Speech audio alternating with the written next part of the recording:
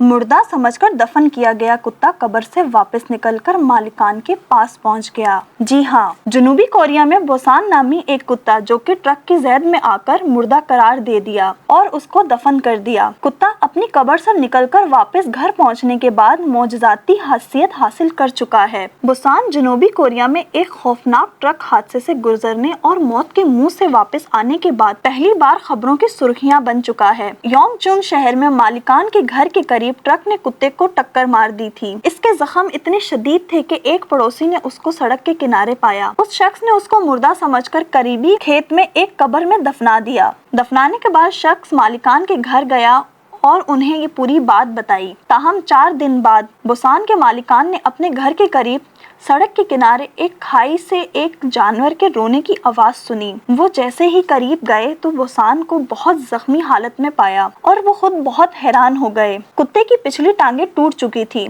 और वो अपनी अगली टांगों पर खड़ा नहीं हो पा रहा था। बोसान के हैरान मालिकान ने उसे थोड़ा सा पानी दिया और उसे डॉक्टर के पास ले गए, जहां इसका इलाज किया गया। ताहम इस खबर की वजाहत नहीं हो सकी कि कुत्ता अपनी कब्र से वापस कैसे निकला। वॉइस ऑफ नेशन की वीडियोस देखने के लिए हमारा चैनल सब्सक्राइब कीजिए और बेल के आइकॉन पर क्लिक कीजिए ताकि आप हमारी तमाम आने वाली वीडियो से बाखबर रह सकें।